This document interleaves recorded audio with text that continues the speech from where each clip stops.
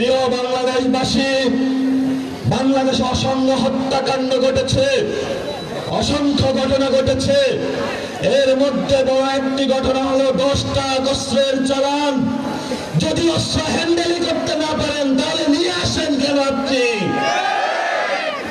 আমাদের দক্ষিণ এশিয়াতে এই অস্ত্র কাহিনীর কারণে বাংলাদেশ সার্বভৌমত্বের হুমকির মধ্যে পড়েছে। অসংখ্য মানুষের জীবন বিপন্ন হয়েছে, পার্শ্ববর্তী আঞ্চলিক সংঘাত বিরাজ করেছে। আমরা দেখতে পেয়েছি বিচারের নামে প্রহসন হয়েছে। আমরা ভবিষ্যৎ বাংলাদেশে যারা সরকারি প্রশাসনে রয়েছেন, রাজনৈতিক চেয়ারে আসবেন, তাদেরকে বলতে চাই, ভবিষ্যৎ বাংলাদেশে সার্বভৌমত্বের উপর আঘাত আসে এমন কোন অযাচিত সিদ্ধান্ত আপনারা আর নিবেন না। আমি বাবর ভাইকে সম্মান করি, তারা নির্যাতিত নেতা, কিন্তু আপনার ওই কাজ আমি সমর্থন করি না। আপনার এই কাজের কারণে বিএনপি ক্ষমতায় আসতে পারে নাই। হাসিনার মতো একজন খুনি ফ্যাসিস্ট ক্ষমতায় এসেছিল।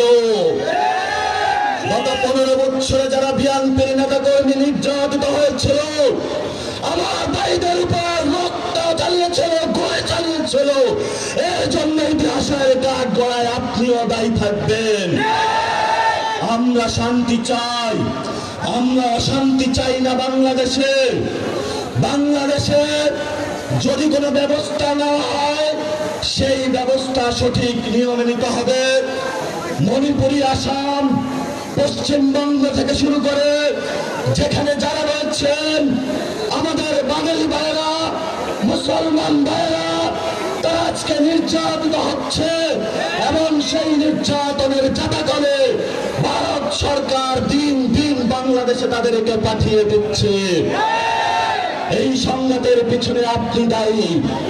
এই জন্য আমরা বাংলাদেশের রাজনৈতিক ব্যক্তি, সচেতন সমাজ সকলকে আহ্বান জানাবো, ভবিষ্যৎ বাংলাদেশে ভারত থেকে, আসাম থেকে, পশ্চিমবঙ্গ থেকে সীমান্ত হত্যা হচ্ছে, মুসলমানদের উপর নিপীড়ন হচ্ছে। বাংলাদেশি বলে, বাঙালি বলে যাদেরকে প্রতিনিয়ত বাংলাদেশে ফেলে দেওয়া হচ্ছে, ইউরোপ সরকারকে বলে আপনি দ্রুত প্রতিবাদ করুন, ইন্টারন্যাশনাল এরিয়ায় উঠুন।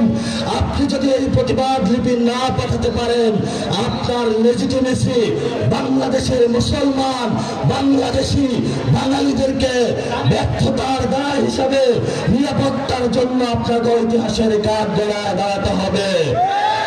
এই নেত্রকোনাবাসী কথা অনেক বলেছি, আমরা শান্তি চাই, আমরা যুদ্ধ চাই না। আমরা মানুষের অধিকার চাই, আমরা মানুষের শান্তি চাই, আমরা মানুষের সাম্য চাই, আমরা মানুষের মানবিক মর্যাদা চাই, আমরা মানুষের ন্যায় বিচার চাই, আমরা নারীদের অধিকার চাই, আমরা আলেমদের অধিকার চাই, আমরা একটি সুন্দর বাংলাদেশ উপহার দিতে চাই। সেই লড়াই নেত্রকোনাবাসী আমাদের সাথে থাকবেন, বাংলাদেশ আমাদের সাথে থাকবেন। জয় তার জয় হবে। ইনকিলাব জিন্দাবাদ।